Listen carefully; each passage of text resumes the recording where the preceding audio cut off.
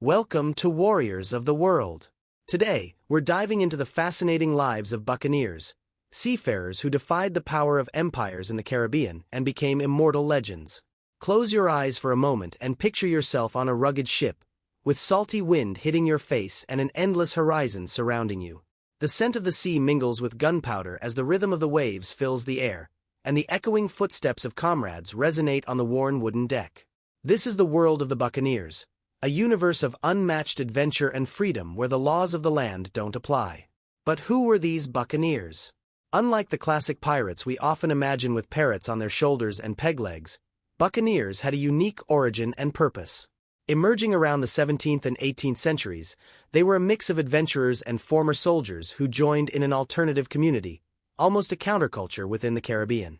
The buccaneers' life attracted many, offering something the world of monarchies and empires denied them: a genuine chance for independence and fortune, though at the cost of facing danger and shedding blood. These men, and a few women, were masters of ambush and experts in the waterways and islands of the Caribbean. This lifestyle began with a promise of absolute freedom. Picture the call: join us and build your destiny at sea. It was a call that filled taverns and alleyways with adventurers seeking thrills, fame, fortune, or simply an escape from their past lives. For buccaneers, the sea was more than a workplace. It was a refuge and an endless source of possibilities. They formed alliances and created their own laws on board, developing a unique honor code where work and loot were equally shared among all. At the end of this introductory chapter, a question remains. What would you do if faced with that choice, in an era when life on land was so limited and the ocean seemed to hold all the world's secrets and riches? Let's continue exploring each aspect of the buccaneers' life, their codes, battles, and of course, the legendary personalities that marked this unforgettable era. Now that our feet are firmly planted on deck, let's turn back time to understand the historical origins of the buccaneer figure. We find ourselves in the 17th century, an age when European empires, especially Spain, France, and England, fought intensely to conquer the New World. It was an era when American gold flowed abundantly to Spain, and the Caribbean, with its strategic waters and islands, became an area of constant conflict and ambition. Imagine yourself as a European colonist living in that time. Life was hard, resources were scarce, and opportunities were limited. Centralized governments regulated every aspect of life, and powerful nations imposed rules and controlled economic opportunities, leaving many with no other choice but to seek freedom where they could find it, and the sea was one such option. Many adventurers, marginalized individuals, and even former soldiers from European wars were drawn to the Caribbean, seeking a life free from monarchical constraints. But there was something special in what led to the birth of buccaneers. Unlike ordinary pirates, these men initially formed groups of hunters and farmers who settled on Caribbean islands like Hispaniola and Tortuga. Their name comes from boucan, a type of meat smoker they used for food preservation. So, buccaneer originally referred to these hunters. Nothing involving weapons, gold, or plunder just yet. But fate would soon change the direction of this group of adventurers in a radical way. In time, these buccaneers revolted against Spanish control in the region, and the Caribbean became their operational base. The buccaneers quickly transitioned from hunters to combatants, realizing that attacking Spanish ships was far more profitable than hunting or trading. Thus, motivated by both opportunity and rebellion, the buccaneers emerged as warriors of the seas, combining survival skills, a free spirit, and a thirst for autonomy. At this point, a natural question arises. What could these men and women, armed with skill and daring, do against the Spanish Empire? Let's continue to understand how the buccaneers organized and prepared to face powerful seas and formidable rivals. With a setting and spirit of rebellion established, we now delve into one of the most intriguing aspects of buccaneer life: their weaponry and combat tactics. If you were a buccaneer, your armaments would be your best chance for survival and your path to coveted treasure.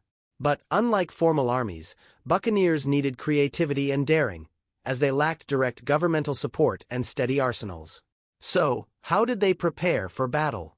To begin, imagine yourself wielding a flintlock pistol, one of the buccaneers' favorite weapons. Compact and easy to handle in close-quarters fighting, the pistol was lethal for surprise attacks, especially in quick raids and confined spaces like the deck. However, it had one major drawback: it fired only once and required time to reload. For this reason, Buccaneers carried multiple pistols at once, holstered along their belts, allowing them to fire in succession without losing valuable time in the heat of battle. In addition to pistols, buccaneers relied heavily on swords, particularly the cutlass, a short, curved blade ideal for hand-to-hand combat. Imagine the chaos of an assault, the deck of an enemy ship crowded with defending sailors, as buccaneers storm aboard with these sharp swords, ready to slice through air and flesh alike. Unlike the long ceremonial swords of the European nobility, the cutlass was quick, practical, and brutal, perfect for those who needed to end a fight before the next one began. When it came to techniques, buccaneers were masters of ambush. Knowing the Caribbean routes and islands well, they carefully planned actions to catch adversaries off guard. They used small, silent boats to approach enemy vessels at dawn when fog and darkness still veiled the horizon. Then, in an instant, they would appear like shadows scaling the ship's sides to launch a surprise attack. These warriors lacked the formal discipline of an army, but they compensated with cunning, speed, and an unbreakable will to win. They adapted their weapons and strategies to the situation, ignoring traditional combat rules. Survival was their main concern. In the next chapter, we'll explore how these bold and brutal tactics became legends, as buccaneers transformed the Caribbean into their territory of domination and plunder. Every group of warriors has its legendary figures, and buccaneers are no exception. Let's dive into the stories of some of the characters who ruled the seas, their feats echoing even today, blurring the lines between myth and reality. Close your eyes and picture an unforgettable buccaneer. Worn clothes, eyes fixed on the horizon, scars from past battles. These were figures of courage and, in many cases, madness, willing to risk everything for a freedom few in that era could imagine. Among the most famous buccaneers was Henry Morgan. The name Morgan still inspires awe and fear to this day. He began as a simple soldier, and through sheer bravery and cunning, he became one of the Caribbean's most feared captains. His attack on the city of Portobello, Panama, was one of the feats that solidified his legend. Morgan and his men pushed forward without mercy, crossing jungles and confronting Spanish troops until they seized the city. The act was so audacious that Morgan himself was honored by the English crown, despite having acted almost independently. Another must-mention name is Roche Brasiliano, a ruthless Dutch buccaneer who spent much of his time on the island of Tortuga. He gained a reputation for cruelty, never hesitating to torture enemies for information and treasure. His unpredictable temper and bravery made him a feared figure, both among enemies and his own men. Roche was the type of buccaneer who would make foes tremble at the sight of his ship on the horizon. Finally, there's François L'Olonais, one of the most brutal buccaneers the Caribbean ever knew. Known for his thirst for revenge and violent fighting methods, he never hesitated to attack ships and towns. It's said that after an ambush by Spanish soldiers, he not only survived but launched a series of bloody reprisals, showing the world that crossing him would come at a high cost. L'Olonais was relentless, and his name was whispered with fear among Spanish sailors. These figures made their mark in history not only for their conquests but for the psychological impact they had on anyone who crossed their path. Buccaneers weren't just warriors, they were strategists, survivors, and above all, men who defied the limitations of their time. And as we move on to the next chapter, a question lingers. What else drove these buccaneers? Was it merely the search for wealth? Or was there something deeper in the souls of these men of the sea? When we imagine a sea battle, we think of the deafening sounds of cannons, the smell of gunpowder, and the ever-present fear of waves crashing against the decks. For buccaneers, the sea was a battlefield where they had to master the art of attack. However, unlike an organized army, their combat tactics were swift and improvised. If they confronted Spanish or English warships on equal terms, they would likely lose. So, how did they overcome these challenges? First, buccaneers rarely faced enemies head-on. One of their most used strategies was surprise. Knowing the Caribbean like the back of their hands, each island, each hidden cove, they used the geography to their advantage, ambushing vessels that strayed onto isolated routes. When they spotted a Spanish ship loaded with gold and silver, they followed it silently, waiting for the perfect moment to strike, usually at night or dawn, when low light gave them the full advantage of surprise. Another important factor was the agility of their vessels. While warships were massive and heavy, buccaneers preferred lighter, faster vessels, such as sloops and brigs. These small ships could move quickly and escape before the enemy's cannons were fully reloaded for a second shot. Imagine the frustration of a heavy ship's crew trying to maneuver while buccaneers dart around, tossing ropes and preparing for close combat. In addition, buccaneers used psychology as a weapon. Often, before attacking, they would hoist different flags to confuse the enemy crew. At the last moment, they'd raise the feared black or red flag, a sign that no mercy would be shown. This symbol, more than decoration, was a psychological message that often led the opponents to surrender before a single shot was fired. When the attack began, it was chaotic and deadly. Buccaneers didn't follow naval combat rules. They leapt onto enemy decks, pistols in one hand and swords in the other, in a deadly dance of movement and precision. Every second counted, as their advantage lay in speed and surprise. This strategy blended brute force with a honed tactical skill, where each sailor knew exactly what to do to capture the ship as quickly as possible. Now that we know how these warriors dominated the seas, a question arises. How did they turn these tactics into power and influence in the region? In the next chapter, we'll explore the cultural and social impact of buccaneers on the lands they occupied and ruled. Buccaneers weren't only feared warriors, they also left a significant mark on the culture and society of Caribbean islands. Unlike a foreign army that would come, fight, and leave, buccaneers often settled on islands, interacting with locals and gradually transforming the social and economic landscape of these places. Imagine a small Caribbean village, where life was peaceful, and residents relied on fishing and farming to survive. Suddenly, buccaneer ships appear, full of tattooed men with mixed accents, clothes from all origins, and a fearless stance. These men, despite their fearsome reputation, quickly became part of daily life in the community. In many places, they were seen as a form of local resistance against the oppressive Spanish rule. While colonial authorities were strict with island inhabitants, buccaneers paradoxically brought with them a new concept of freedom. The port cities where buccaneers frequented quickly became vibrant hubs of commerce and culture. Often, the local taverns and establishments thrived on the fortunes they brought. The money earned through their plunder stimulated the local economy, and these islands prospered in unexpected ways. In no time, cities like Tortuga and Port Royal became known as havens of freedom and wealth within the Caribbean. Another fascinating aspect was the cultural diversity of buccaneers. In their crews were Englishmen, Frenchmen, Dutchmen, Africans, and even indigenous people, forming a multicultural mosaic. Each man brought a piece of his homeland, and the Caribbean islands absorbed this mix.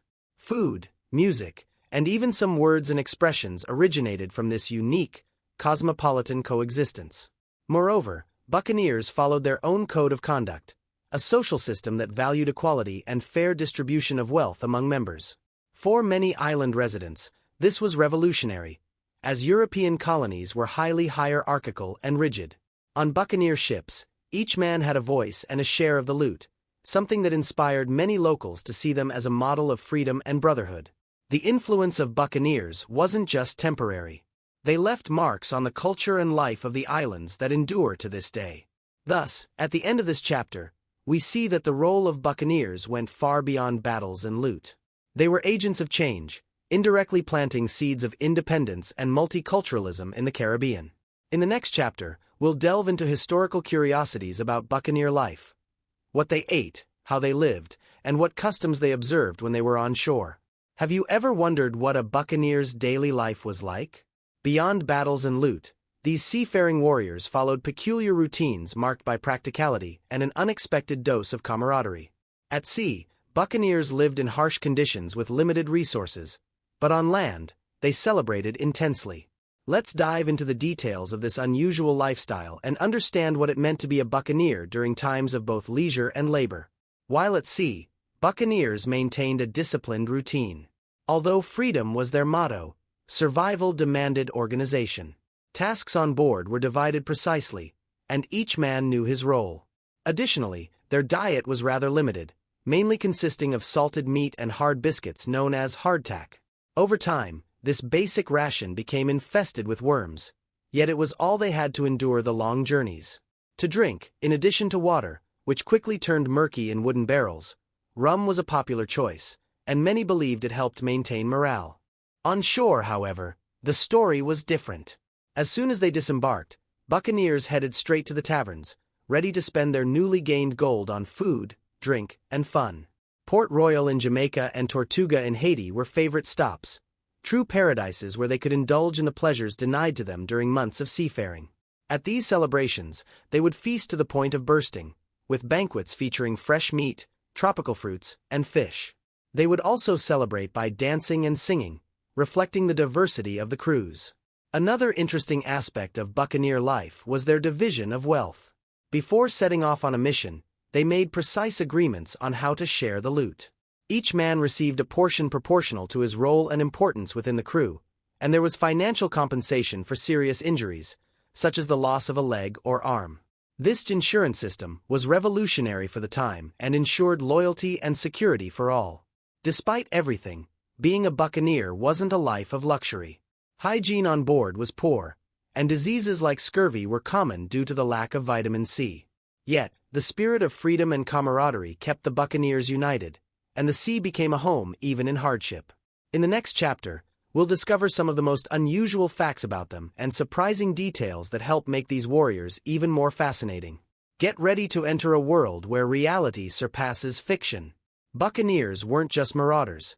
Their habits and practices reveal fascinating details about life at sea. Let's explore some surprising curiosities that give us a better understanding of the buccaneer universe, where survival and improvisation went hand in hand. To begin with, one of the buccaneers' unusual practices was using powder monkeys during attacks.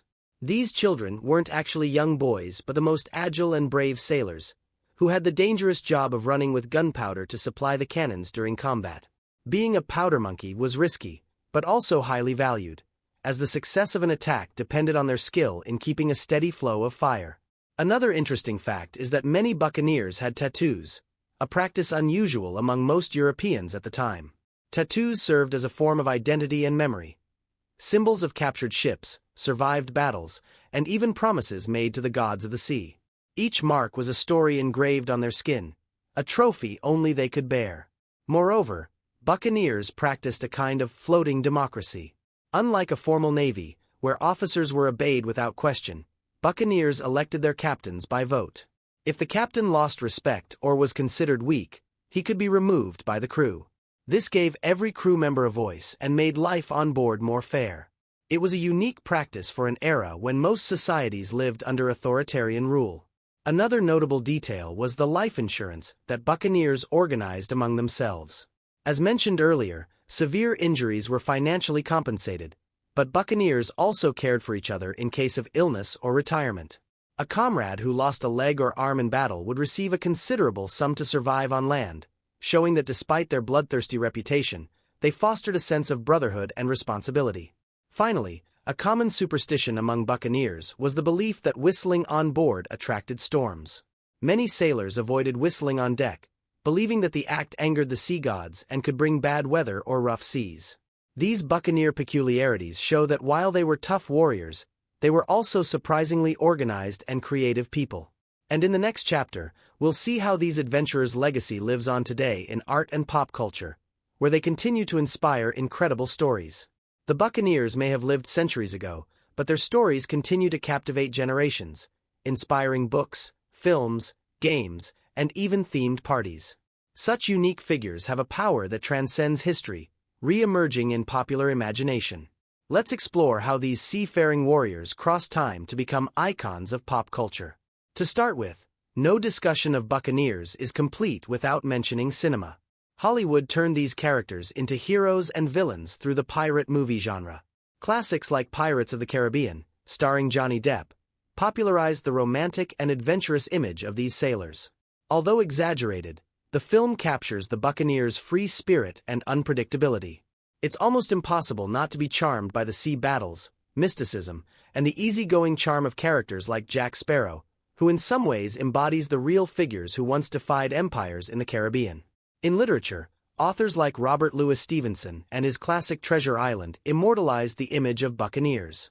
The story follows Jim Hawkins' quest for treasure, joined by unforgettable figures like the fearsome Long John Silver. Though fictional, it captures the ambiguity of buccaneers. They were both adventurers and threats, always walking the line between good and evil. The book's success was so great that it helped shape the aesthetic and themes of future pirate stories, inspiring other tales of treasure hunters and seafaring adventurers. Video games have also drawn from this endless source of adventure. Titles like Assassin's Creed 4, Black Flag allow players to experience the life of a buccaneer, exploring islands, facing enemies, and defying the law on the Caribbean seas. The game faithfully recreates not only the culture but also the landscapes and the constant tension of confrontations between buccaneers and their enemies. It's a modern way to relive the past, giving players a taste of the freedom and challenges these warriors faced every day. Even in festivals and events worldwide, the buccaneer figure is celebrated. From the Gasparilla Pirate Festival, held annually in Tampa, USA, to pirate parties in various Caribbean locales, these events bring to life the spirit of buccaneer adventure and celebration, with costumes, music, and dance. It's a way to remember that beyond battles and blood, buccaneers knew how to celebrate like no one else. Buccaneers earned their place in popular culture because they represent something we all admire: the pursuit of freedom, defiance of power, and a life of intense emotions. And so, while the legends continue, we are drawn to imagine what it would have been like to live as one of these warriors. And, of course, what all this teaches us about our own desire for adventure and independence. In the next chapter, we'll wrap up this journey by reflecting on buccaneers as complex figures, heroes or villains. And in the end, what legacy did they truly leave behind? We've reached the end of our journey through the Caribbean seas, and now an inevitable reflection arises. Were buccaneers heroes or villains? The answer may seem simple, but as we've seen, these daring mariners existed in a gray area, where ethics and survival mingled in turbulent waters. Let's close this journey with a reflection that prompts us to consider who these warriors truly were, and what part of them lives on in us. On one hand, buccaneers defied the greatest powers of their time, risking their lives and going against a system that oppressed most people. They followed their own codes of conduct, which, in a world ruled by absolute monarchies, was already revolutionary. They were symbols of raw freedom, living outside conventions and determining their own fates. For many, this casts them as heroic figures, fighting for independence and escaping the norms of a harsh and unjust world. We might think, who wouldn't want to, even for a moment, live with such intensity, outside the rules, pursuing adventures that few would dare to dream? On the other hand, we cannot ignore their dark side. They lived by plunder and an often terrifying brutality, both for their victims and their comrades. Some buccaneers became infamous for acts of cruelty and torture, and for many colonial inhabitants, they were a constant threat, an unpredictable menace rising from the horizon to destroy lives. This violent side makes it difficult to place them as pure heroes. After all, they left chaos and destruction in their wake. But perhaps it's precisely this mix that makes them so captivating. Buccaneers represent something complex: the human search for freedom, yet also the moral dilemmas and costs that often accompany it. They were, at once, fighters and raiders, explorers and destroyers, united by a desire for adventure that, in a way, still resonates within us. So, at the end of this journey, the question is left open for the viewer. If you lived in that time and had the chance to live this life, would you take it? Would you have the courage to face the unknown, risking everything for a life at sea, without laws or limitations? It's a thought-provoking idea that keeps the legacy of buccaneers alive, inviting us to ask ourselves what it really means to seek freedom and where exactly that might take us. With this reflection, we conclude our journey into the Buccaneers universe, but the doors to this world full of stories and questions remain open. Subscribe to the channel, become a member, and share your thoughts in the comments. Were buccaneers heroes, villains, or a bit of both? Let's keep this conversation going in our next adventures.